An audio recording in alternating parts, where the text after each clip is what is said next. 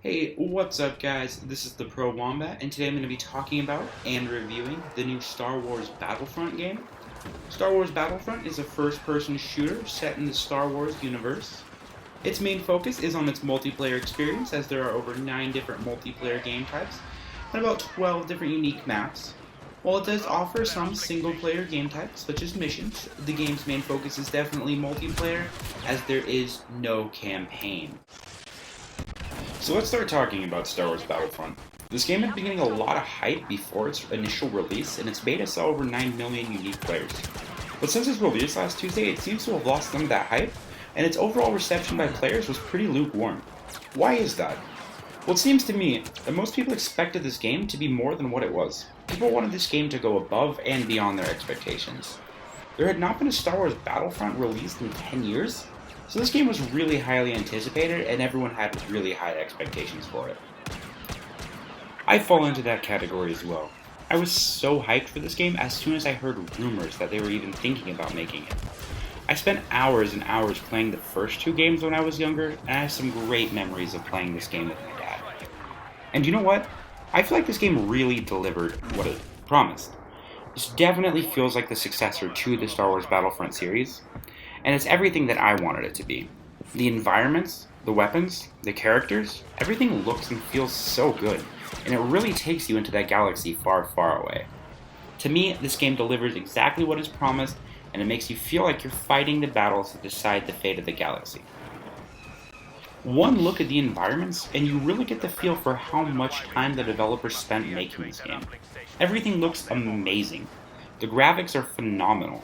The Walker Assault game type is phenomenal as well, and it's easy to spend hours trying to protect your Walker as it marches on the rebels. While there aren't a ton of weapons in this game compared to other games like Call of Duty, there are a fair amount, and they're all pretty diverse. They give players lots of options to pretty much fit whatever playstyle you have. The maps are great as well. None of them make you feel forced to move or play a certain way. They give the player a lot of options as far as playstyle goes. They have layers with height as well as smaller tunnels, passages, and other things for close quarter combat. Where I do feel this game kind of falls short is the weapon customization.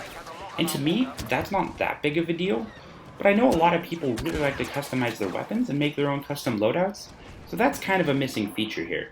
So if you're one of those people that like to customize their gear and their equipment, this might not be the game for you, and it might make it kind of difficult. But for the people like me that can play with the stock guns and have fun doing it, it's great and it feels fine. My biggest gripe with this game is the DLC. I don't like having to spend money to get more content for a game that I already bought. That bothers me. And I'm not talking about aesthetics, things like skins and armor paint. I'm talking about maps and additional playable parts of the game. One of the complaints that I hear the most about this game is that it does not feel complete, and that it feels like a lot was stripped out of this game and they're selling it back as DLC.